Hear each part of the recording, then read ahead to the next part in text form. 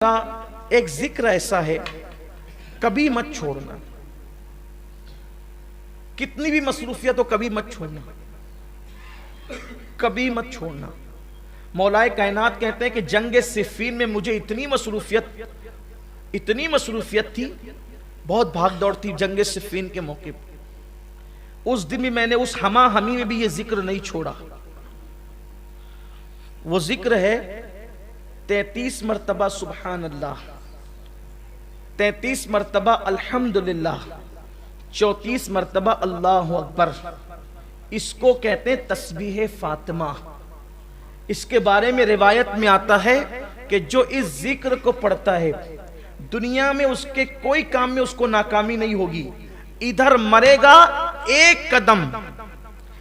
قدم اس کا دنیا سے اٹھے گا، ادھر مرے گا ادھر دخول جنت کی سعادت نصیب ہو جائے گی۔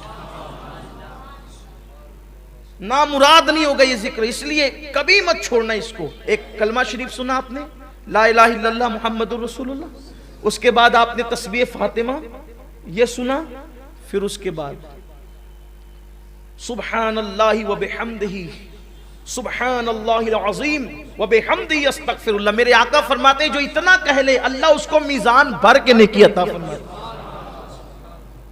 اس کو بھی پڑھو۔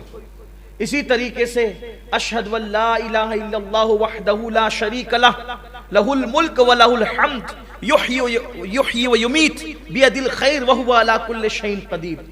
اس کو جو بندہ پڑھتا ہے اگر 4000 سال کے گناہ بھی اس کے نامہ اعمال میں ہو اللہ اس کو بھی بخش دے۔ بڑا عظیم ہے یہ۔ انبیاء کرام کا یہ وظیفہ ہے جو میں نے پڑھا نا، جس کو ہم چوتھے کلمے کی شکل میں پڑھتے ہیں، انبیاء پڑھتے تھے اس وظیفے کو۔ ایک وظیفہ اور ہے،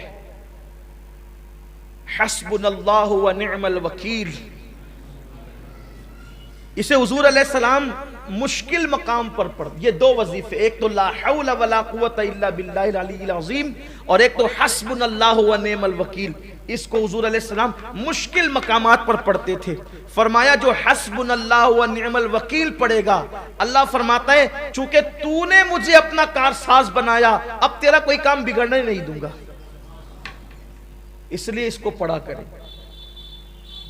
بڑے وظائف ہیں اور بہت زیادہ دیے جائیں تو کہیں ایسا نہ ہو کہ آپ مشکل میں پڑ جائیں، لیکن ایک وظیفہ جو حضور غوث پاک سے منسوب ہے اور اس کی بے شمار دنیاوی اخروی فوائد ہیں، اگر کچھ نہ کر سکو تو اتنا کر لیا کرو کہ ہر نماز کے بعد یہ وظیفہ، اس کو کہتے ہیں پنج گنج قادریہ۔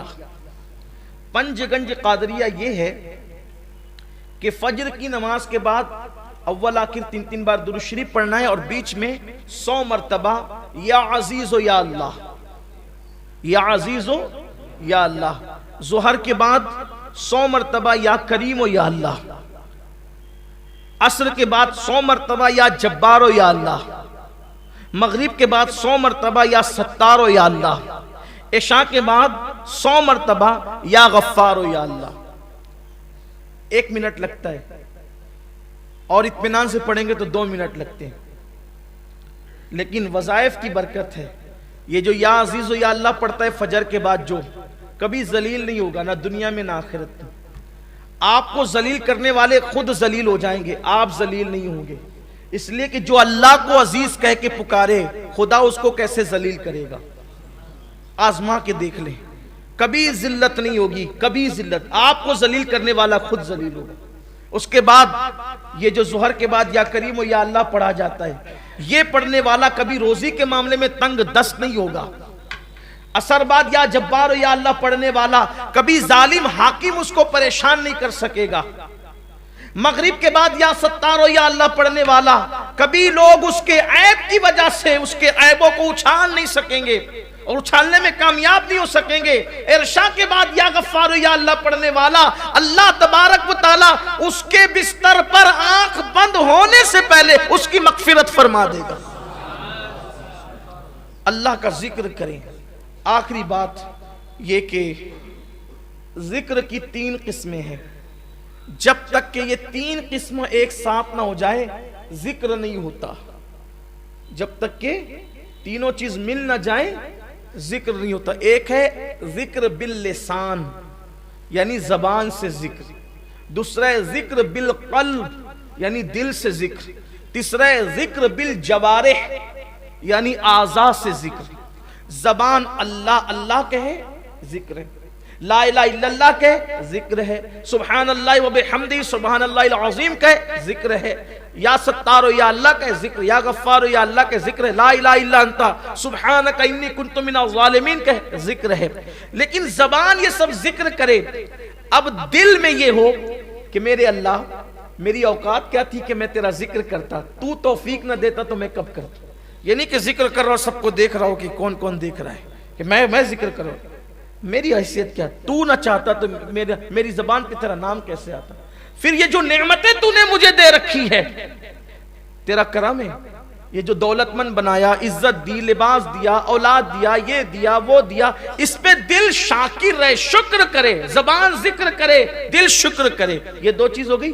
اور ذکر بالجوارح یعنی اپنے جسم سے اپنے اعضاء سے اللہ کی نافرمانی نہ ہونے پائے۔ جب یہ تینوں ایک ساتھ ہو جاتے ہیں کہ اعضاء گناہ سے بچے، دل شکر کرے، زبان ذکر کرے، تو اس کو کہتے ہیں ذاکر، یعنی یہ ہے ذکر کرنے والا۔ تو یہ زمین پر خدا کا ذکر کرتا ہے، آسمان کی بلندیوں پہ خدا اس کا ذکر کرتا ہے، شرق غرب میں پھر اس کے چرچے ہونے لگتے ہیں۔ تو میرے آقا علیہ السلام سے انہوں نے پوچھا، آقا اس عرابی نے کہ یا رسول اللہ میں مقام خاص چاہتا ہوں اللہ کی بارگاہ میں، تو کہا کہ ذکر کرنے والے بنو۔ اللہ تعالی ہم سب کو توفیق عطا فرمائے۔